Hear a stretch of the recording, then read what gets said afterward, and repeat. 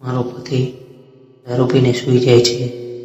એકવાર મારો દિયર મને રૂમમાં લઈ ગયો, અંદરથી દરવાજો બંધ કરી દીધો કે મારાથી તમારું આ દુઃખ સહન નથી થતું, પણ હવે આજથી તમે મને તમારો પતિ સમજો.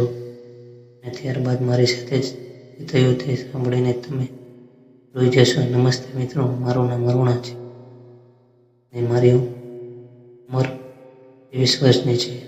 મારા ઘરમાં હું, મારો પતિ અને એનો નાનો ભાઈ એટલે કે મારો દિયર 3 રહેતા હતા.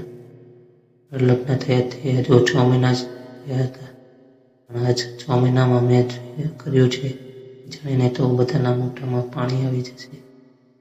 અને આવું બધું કંઈ કરવાનો શોખ પણ નથી, તો હું શું કરું. મારો પતિ રોજ દારૂ પીને આવે છે અને પછી મોબાઈલમાં જે જોયું છે એ બધું મને જોવા માટે મજબૂર કરે છે.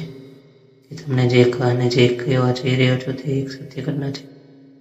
મારા પતિના ડરના લીધે મેં આજ સુધી એને કીધી નથી. લગ્ન પછી મારા પતિને રોજ દારૂ પીવાની આદત લાગી ગઈ હતી. ત્યારબાદ ખરાબ વિડીયો જોયો, ત્યારબાદ મારી પાસે પણ એવું જ કરાવે. મજા કરવી તો મને ગમતી હતી, પણ ફોનમાં જે બતાવે એ બધું વસ્તુ સાચી નથી હોતી.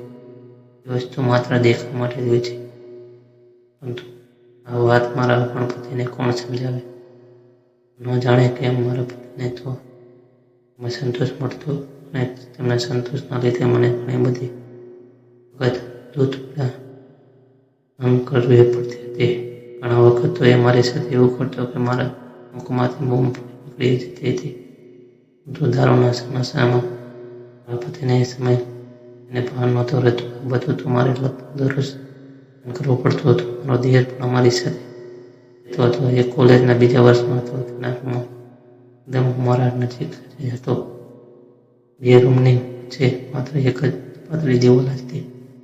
પાતળી દિવાલમાં થોડી કઈ બધા જો જતા હતા. મારો દિયર પણ તે પીડાઓને જાણતો હતો, પરંતુ આનો હોવાથી તે ભાઈ સામે કંઈ બોલી શકતો નહોતો.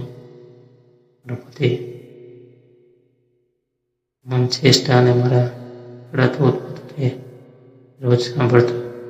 દિવસ જ્યારે મને મારા પતિ મજા કરતા હતા ત્યારે મને બાલ્કનીમાંથી કોઈનો પડછાયો દેખાણો, એટલે અંશમાં કોઈનો પડછાયો દેખાયો એટલે હું સમજી ગઈ કે આ તો મારો દિયર જ છે, જે રમથી ઊભો રહીને મારી હરકતોને નિહાળી રહ્યો હતો.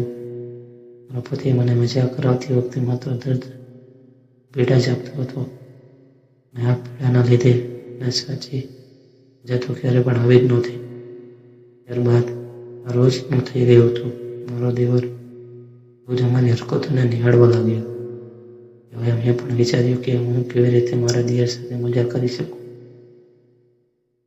એટલે જ્યારે એક વાર એ અમને બંને થતો હતો ત્યારે મારી નજર તેના પર પડી. મારો દિયર હવે મને જાણી ગયો હતો કે તેને જાણી ગયો છું તો હું તેને જોઈ રહી છું. ત્યારબાદ તે તરત જ અનુમાઈને અંદર જતો રહ્યો. જે દિવસે સવારે ઉઠ્યો મેં તેને નાસ્તો કરવા માટે બોલાવ્યો. જ્યારે એ નાસ્તો કરવા આવ્યો ત્યારે એ સામે નજર પણ નહોતો રાખી શકતો. અને મેં મારા દિયરને પૂછ્યું, શું થયું છે દેવજી, કેમ કંઈ બોલતા નથી? તે બોલ્યા, ના ભાભી, કંઈ નથી થયું. પરંતુ તેના શબ્દો તેની આંખો મેળ ખાઈ રહ્યા નહોતા. ત્યારબાદ તરતી દેવભાઈએ બોલ્યો, ભાભી, રોજ રાતે તમે અને મારા ભાઈ એ કરવા પૂછો તે હવે હમણાંથી જોઉં છું. મારા ભાઈ તમને એટલી બધી પીડા આપે છે છતાં તમે કહી શકતા નથી. ભાભી, મારાથી તમારું આ દુઃખ સહન નથી થતું. બોલીને મારા દિયર આંખમાં ચળચળિયા આવી ગયા હતા. બધું સાંભળીને મારી આંખમાં પણ આંસુ આવી ગયા. ત્યારબાદ હું બોલી, મારા ભાઈના શોખને પૂરા કરવામાં કોઈ વાંધો નથી, પણ એની રીતભાતથી હું કંટાળી ગઈ છું. અને સાથે સાથે મારાથી પણ એવું પણ બોલાઈ ગયું હતું કે કોઈ કેવું હોય મને સમજે અને મને પ્રેમ કરે. વાત મારા દિયરના કાને પડતા નથી. સાથે જ તેણે મારી સામે એવી રીતે જોયું કે અને એ બધું સમજી ગયું હોય. અને હું બોલી, હું વિચારું છું દેવાજી, એ તમને મારી સાથે પ્રેમ નથી દેખાયો ને? આ વાત સાંભળીને ઊભો થયો, મારી નજીક આવ્યો અને તેને એમાં હોમાં પાડીને રૂમમાં લઈ ગયો. ત્યારબાદ અંદરથી દરવાજો બંધ કરી દીધો. ભાભી, મારું દુઃખ હું સમજી શકું છું. આ ભાઈએ તમને ક્યારેય સદેશ મજા નથી કરાવી, પણ હવે હું તમને બધી જ સમજુ છું. ને મને એક મોકો આપો, હું તમને હંમેશા ખુશ રાખીશ. મારી બધી ઈચ્છાઓ પૂરી કરીશ. તમે બધા લગ્ન ભાઈ સાથે કરીએ, પણ આજથી તમે મને તમારો પતિ માની લો.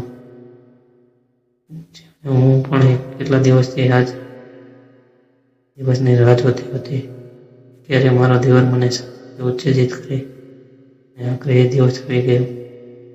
ત્યારબાદ તેણે મને બેડ ઉપર ઊંધી પાડી 2 કલાક સુધી મારે બોલાવી દીધા. તો કેટલાક દિવસથી ભૂખી હતી. આખરે મને પણ સંતોષ પડ્યો. ત્યારબાદ અમારા વચ્ચે વાતો થવા લાગી. ઘરમાં જ્યારે એકાંત મળે ત્યારે અમે એકમેકના બની જતા હતા.